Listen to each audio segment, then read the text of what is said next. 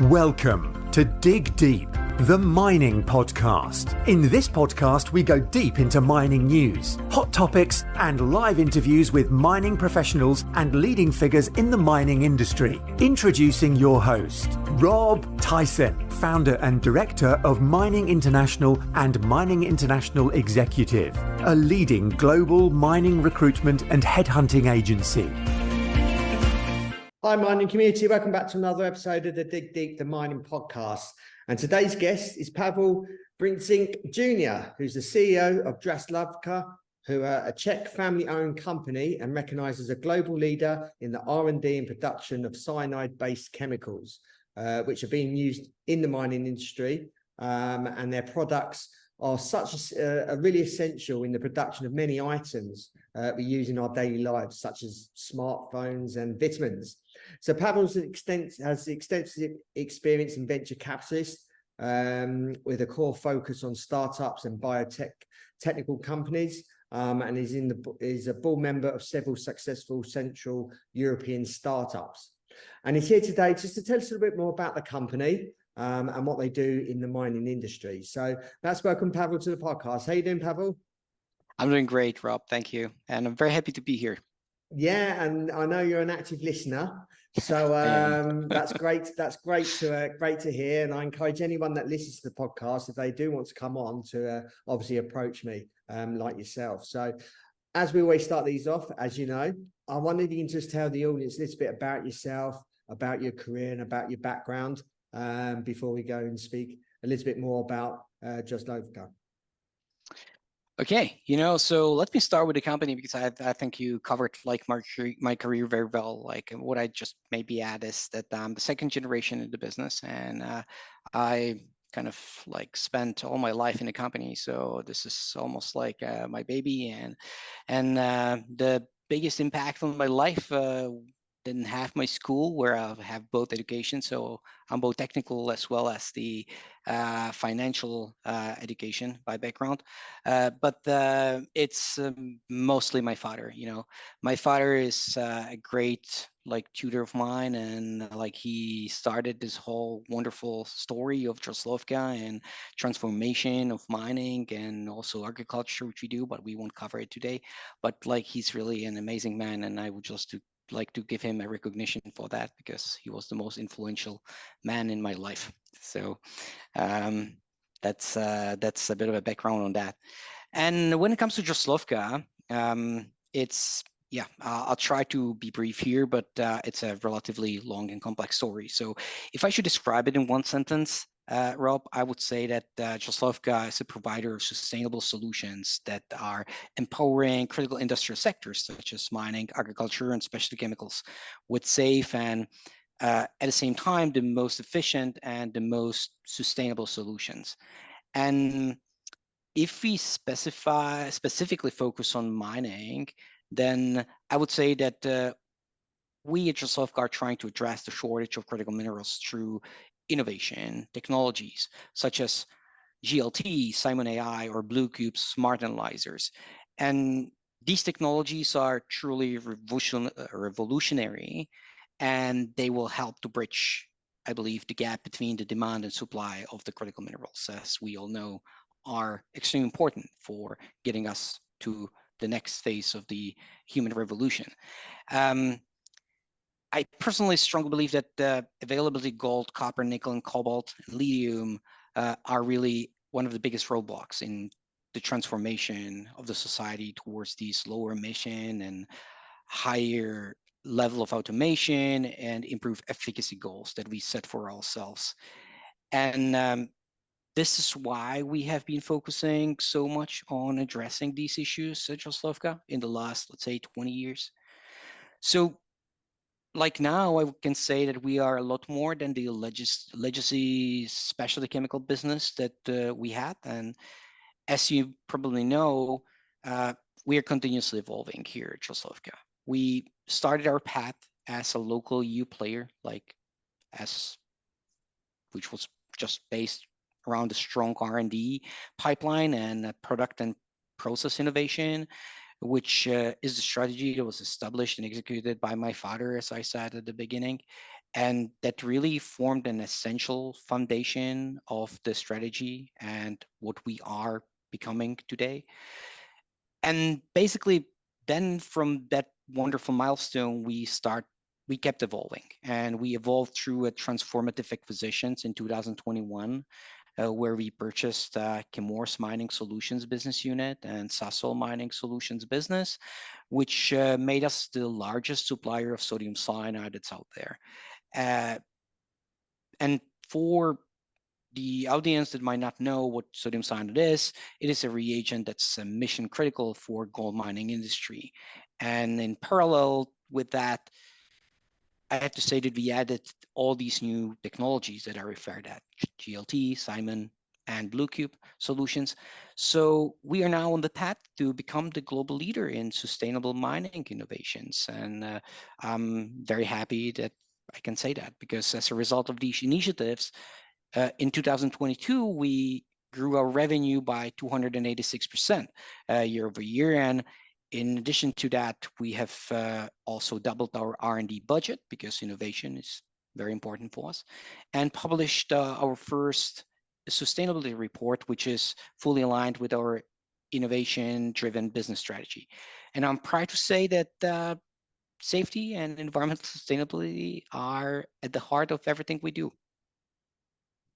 So you mentioned GLT, and it's obviously been revolutionary. Just wonder if you can expand on that. Oh, for sure thing. And well, GLT is our proprietary and patented technology that includes several solutions that are addressing the biggest pain points of the 21st century mining industry, such as profitability and sustainability profile and environmental footprint. This trade name GLT typically refers to two major product families that are having some subfamilies, but I will try to narrow it down to just two. The first one is glycat. And what glycat is? Glycat is a combination of sodium cyanide and glycine, and it is out there to answer the inflationary and regulatory pressures that are currently experienced by the gold mining sector. And I would like to stress out that glycat is already proven. It is already delivering, and it can fundamentally improve the financial performance of the mining companies, while at the same time, it is significantly reducing environmental footprint of their operations.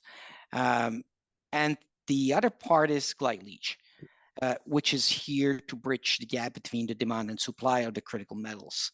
And it is that are so essential for the battery producers and EV producers. Our solution is able to optimize their OPEX and unlock untreatable reserves, and more importantly, even get the material out of tailings that are currently sitting as a liability in the balance sheet of nickel and copper or cobalt companies. So using GlyLeach will create a massive value for our customers.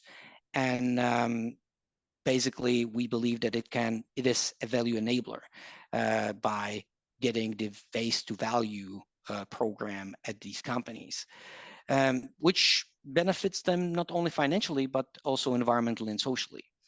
And why is it so revolutionary, as you asked?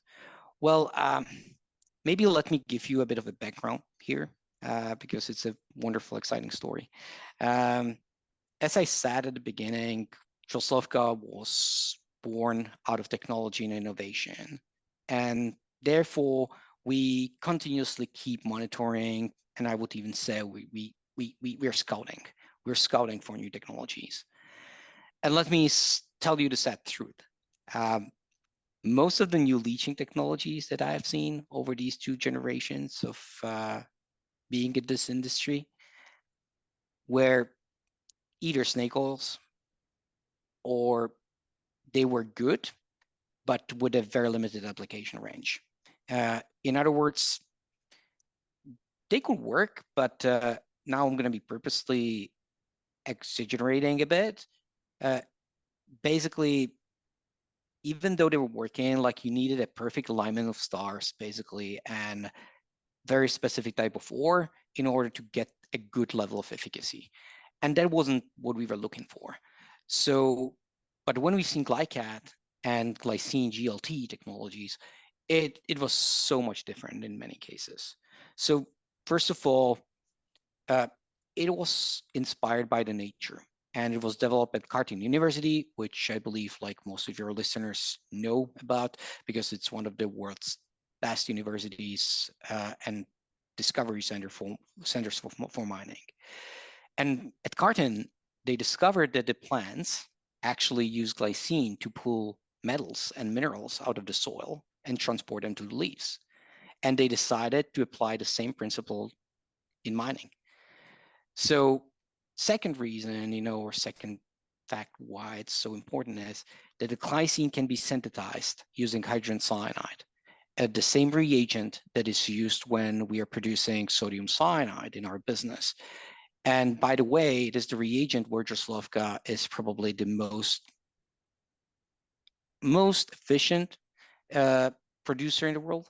We're having one of the highest recoveries and highest conversions out there, and people are paying us tens of millions of dollars to build the plants according to our knowledge. So it was a perfect fit to our capabilities and to our product portfolio. And thirdly, glycine is very selective. And what I mean by that is it is a lexivant that only targets a specific minerals and not everything. So basically it takes typically what you want while keeping the minerals and metals that you don't want in the ore, in the rock. And last but not least, it is a non-toxic and actually edible and biodegradable amino acid that in addition to that is almost fully recyclable. And this is something truly unique.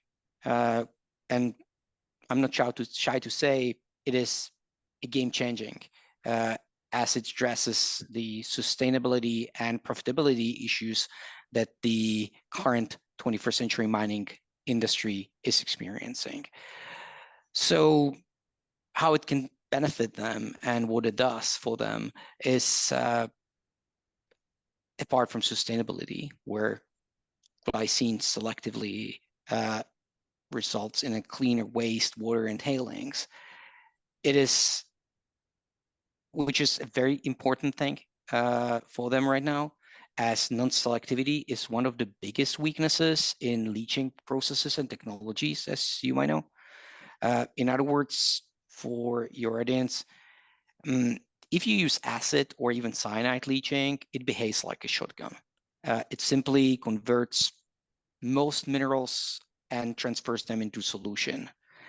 So you will leach both the targets as well as non-target minerals. And then basically you get what you want, and what you don't want is already released in the environment. And the glycine can be actually much more like surgical. It can act in a way that it just gets what you want and let everything else in the rock. So it cannot move through the environment. I need to state here that responsible mining companies can mitigate these risks of unlocking the non-target minerals quite well. However, it's costly, and this risk will never fully disappear. And this is where glycine is really coming as a sniper. It minimizes or even eliminates the leaching of these non-target minerals, such as, for example, arsenic and mercury. And therefore, we do not create a problem in the first place. And this is beneficial for all the stakeholders, not only for the mining companies, but also for the communities that are living around the site, because they don't need to pray that after the mining activity ended, they will be left with some environmental burden or environmental problem that they will need for the rest of their life. So last but not least, when it comes to profitability, I think it's relatively obvious, but as I told you, it's selective and recyclable. Which means that we are able to significantly reduce reagent consumption while keeping the same, and in most or many cases, we can even improve recovery of the targeted critical minerals. And this unique set of benefits enables mining companies to treat the ore or even waste that was formerly untreatable or economically unviable. And this can extend the lifetime of the mine. So you can say that GLT has the potential to save mining companies billions of dollars because it will maximize current assets, reduce costs, and lessen the need to find and develop new assets at the same time. And for these reasons, I strongly believe that GLT is capable to revolutionize mining. And it will become, I hope, the best available practice in gold, silver, copper, nickel, and cobalt leaching. Isn't it counterintuitive for a cyanide producer to be offering this kind of technology? Well, great question. You know, I hear this quite often, to be honest, like from the investors or stakeholders. And so let me start with a very important statement. Many people were searching for sodium cyanide replacement. So let me be very blunt here. There is no real viable alternative to sodium cyanide, apart from potassium cyanide, I have to say, which when it comes to gold leaching, but it's still cyanide. But this is true and only true for gold. And as your audience and listeners probably know, the ore is much more complex than that, and its quality is also decreasing over time. So as I said at the beginning, cyanide is like a shotgun, and therefore we are actually wasting it on the other minerals where it can be replaced, or where it shouldn't be used at a first step, right? As for example on copper, right? Like you don't want to use cyanide on copper, while like copper is combining most of the golden ores. So while sodium cyanide is not a good solution for leaching all these other bimetals, and it is creating the undesirable effects, you are trying to not waste it. And what I want to say by that is you will always need cyanide for gold if you want to do it efficiently, but you're trying to not waste it for anything else where it is unnecessary. So because otherwise, how it works right now is that our customers are adding more cyanide in order to get their process to high recovery. And this creates other issues in the actual process and have negative effects on the environmental footprint and increases the cost and complexity of their operations. And where we've seen this huge impact of glycat, because actually the use of that can completely change the way it works. It works as a cyanide booster and makes the cyanide more selective. In other words, that becomes that sniper rifle that I was speaking about. And let me try to simplify this, a very complex process, in some easier chemistry or like easier words. It basically starves of the cyanide, so it cannot react with anything else that's other than gold. It's a massive simplification, but it kind of makes it easier for understanding. So then your sodium cyanide is primarily consumed for gold, and your glycine is primarily taking care of the other metals. And as we said, since glycine can be recovered and it is not being consumed in reaction, so you can keep cycling that. So which creates these three very distinct piles of value at the customer side. So pile number one is that depending on the type of the ore, using glycat is in the existing circuits allows for roughly 20 to 80% of the reduction in cyanide usage. and lower use of cyanide. And it reduces the other reagents as well. So you can look at 25% and up to 50 in one complex ores of the reduction of processing costs. Part number two, it basically consists of recovery benefits, which is allowing you to get the bimetal credits, or in many cases increase their recovery benefits, which is again very, very strong because it improves your top line. And you can, in addition to gold, you can actually sell more copper. And last but not least, the point number three is helping you to fundamentally improve your detoxification process, and sometimes even totally eliminate that. And because the use of the technology ends up with cleaner wastewaters and cleaner tailings.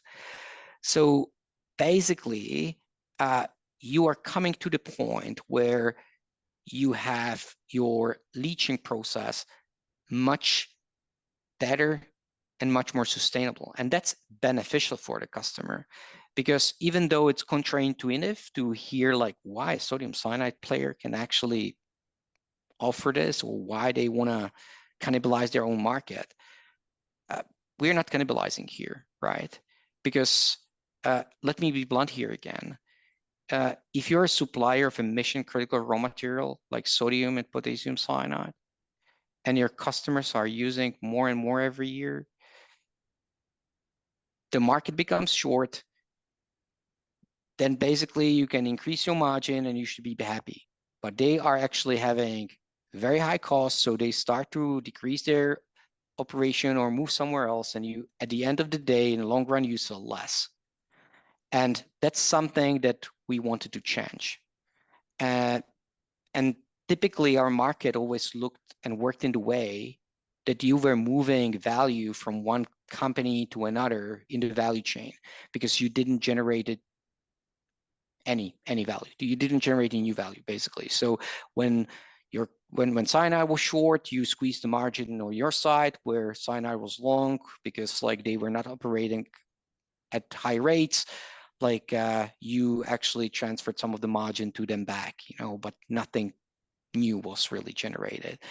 And that's basically where we said, like, we want to approach it in a different way, right? Like, we basically want to do things better, and we want to generate and create new margin, because then it makes it easier to spread that margin, and you're having an easier negotiation of how you're gonna distribute that newly generated value across the value chain.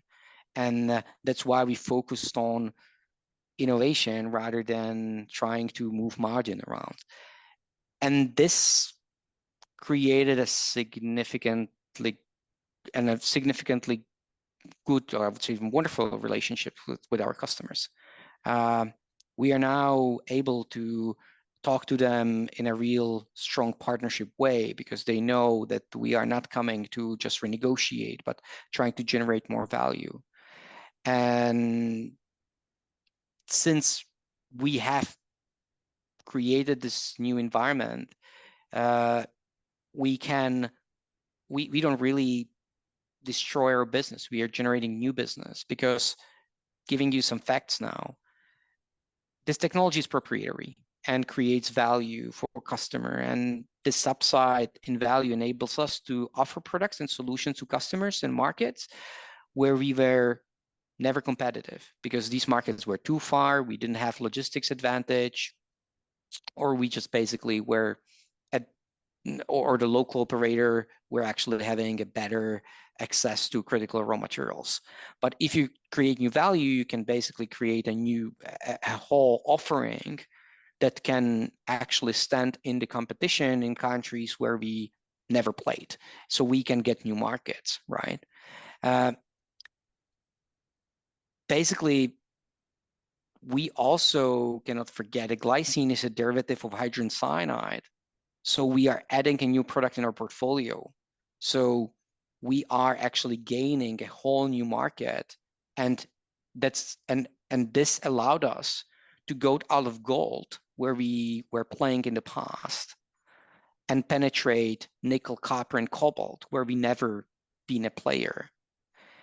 And the most importantly, since this technology is able to process ores that were formerly uneconomic to process, the adoption of glycat is expected to create a fundamentally large market than what it could potentially cannibalize. So I would say we are rather gaining, not rather, we're just gaining a lot more than we can ever lose. And we are really trying to help with a problem to our customer, which is in the way of, in which we are used to do business, a right way to, and a right strategy to execute on. Obviously, talking about customers, what companies are using GLT right now or plan on using it in the future? Yeah, well, like GLT, I would say that many of the companies that we are testing or implementing our technologies with are publicly listed, or we have the NDAs with them. So I can only comment on the ones that are already, and on the news that are already in public domain. So let me start with one, which is for me one of the most important relationship we have at Draslovka, which is Barrick Gold. Barrick is testing and rolling out glycine technologies on several assets already, and we have a global partnership agreement with them in place. Barrick has an amazing and very innovative team, I have to say, and I cannot even say how much we love to work with Barrick at Draslovka. In addition to that, Mark Bristow, he's an amazing leader, and he managed to build a public company, which, however, is still very flexible and, more importantly, didn't lost its entrepreneurship culture and thinking. And that is also one of the key reasons why they were one of the first believers and pioneers in glycat, because they understand it, they understand what is right, they understand this is a new benchmark, or it's going to become a new benchmark in how mining is being done, and they onboarded on the train very, very early, and they're helping us in developing the whole thing and commercializing it. Another good example might be Bylan Eric, which is this company is led by Peter Thompson. He's again a very good CEO, and he's a true pioneer. And actually, Bylan became the first company that fully commercially implemented our glycat process in heat bleaching applications. I don't know, you might have seen it in the recent news, but we demonstrated that a leading 78% gold recovery for heat bleaching operation, which was quite a significant upside, like almost, I think, 5 to 7% points to what they are normally running. And we, at the same time, were able to reduce the sodium cyanide consumption at that operation by 65%, which was roughly 70% reduction in the all reagent costs for Bylan. And in addition to that, it demonstrated at that mine that it can be operated at the sub-zero temperature, which is another great news for many miners out there that are operating in high altitudes or in a difficult environments. And another one, or the last one that I can comment on is Coda Minerals, where GLT was one of the critical parts of their improvement initiatives, under which they managed to increase their copper recovery by roughly 27% points, which is about 49% in total. And now quoting Chris Stevens, I don't know how exactly he said that, but he said something like that they confirmed and they are very confident in the recyclability of the glycine, as well as of its practically and of its stability in production environment. So it's another good example of people and companies confirming the efficacy of our technology. And these are just the most recent examples. I can confirm that lots of the conversations are already happening in the background, and we are massively testing. We are currently handling more than 120 discovery trials and accounts that are testing and onboarding GlyCat and GlyLeach. And we are having an ongoing test with several major players and mid-sized miners. So stay tuned because some very exciting public news are on the horizon. And what would you say is the future of mining, obviously in mineral processing?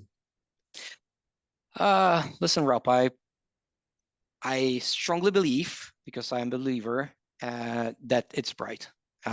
Actually, the future of the world depends on the sector, as we said at the beginning of this podcast. And because it is really an essential and critical part of the energy transition, and we just cannot get there without mining. For the first time in my career, I would say, I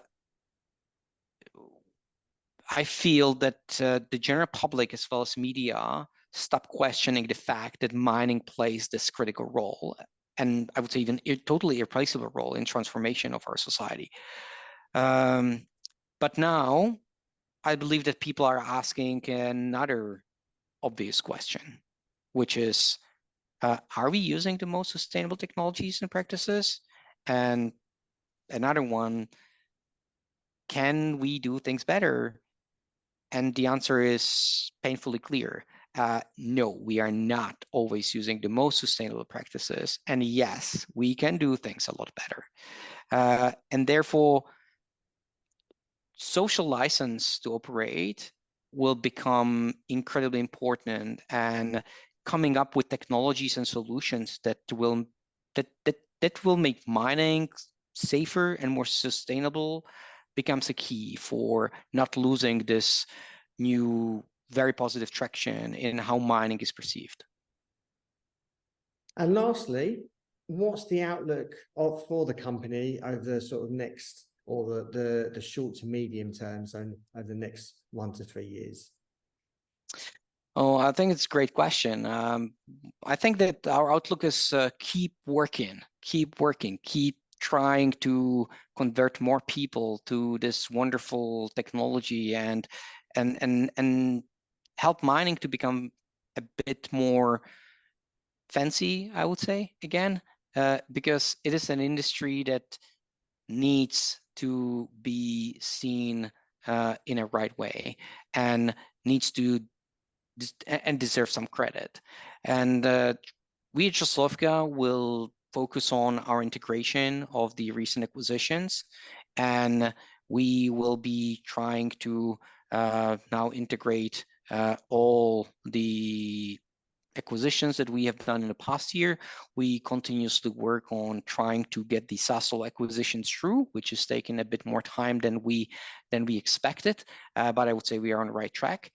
And we are really transforming our own business model, because for us, it is a transformative period where we are trying to make Draslovka a full solution provider, and where to be simply a one-stop shop for the mining companies, where we can sell them not only the chemicals like in the past, and we are one of the biggest companies out there in mining and leaching chemicals, but also to help them to optimize their processes, roll out these processes, and give them a full solution that will allow them to transform their business model towards the true sustainability.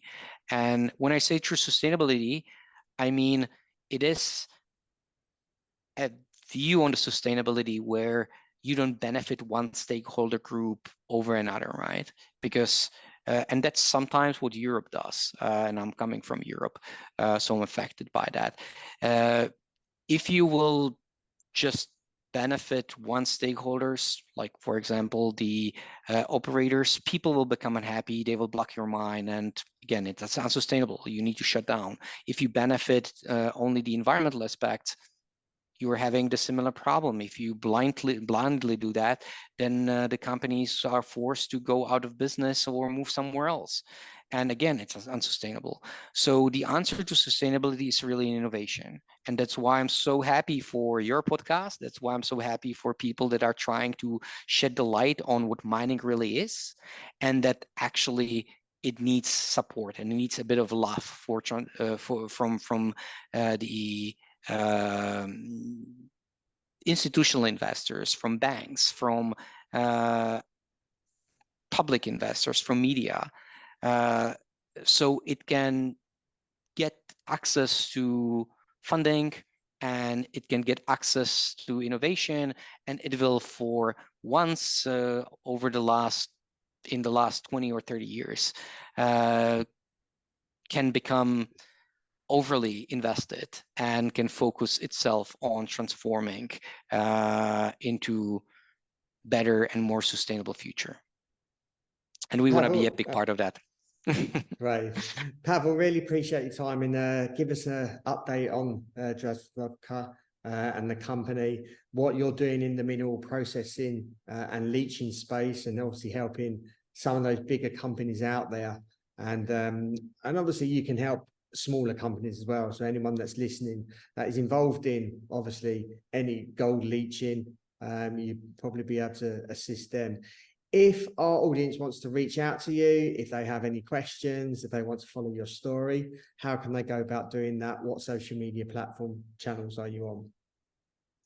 Well, basically we are on the website. Like, they can always go to www.draslovka.com, and even on the sustainability part of that, which is /GLT. So if you go draslovka.com/GLT, you can also learn about, I think, big portion of what I just said through a set of cartoons, like, which are making your life and a bit easier. Also, we are on the Facebook, we are on the LinkedIn, and we are very active on the mining fairs, where we are trying to educate public as well as professionals about what we do and what these new technologies that we are bringing to the market are capable of. And what conferences are you attending for the remainder of this year? I think the closest one is one in Philippines, and the next one is the Future Minerals in London. So which is a great one, and I highly recommend everyone to go to London, because it's one of the best conferences in Europe. If you are a European-based listener to this, it's a great conference to go, and you will learn a lot of new things in there every year. Yeah, great. Pavel, really appreciate your time. Thank you very much. Hopefully all the best for the remainder of this year going into next year.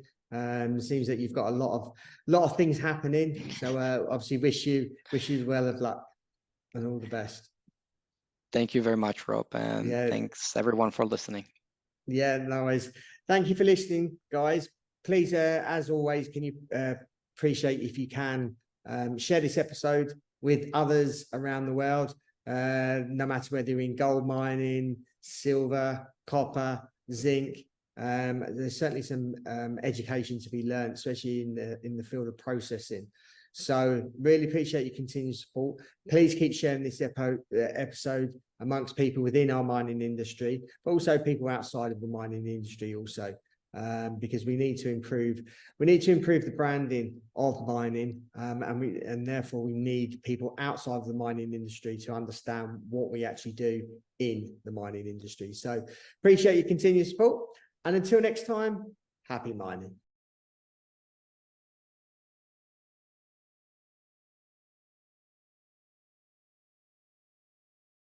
Thank you for listening. Remember to reach out to Rob via the show notes, and be sure to subscribe and leave a review. Until next time, happy mining, helping each other to improve the mining industry.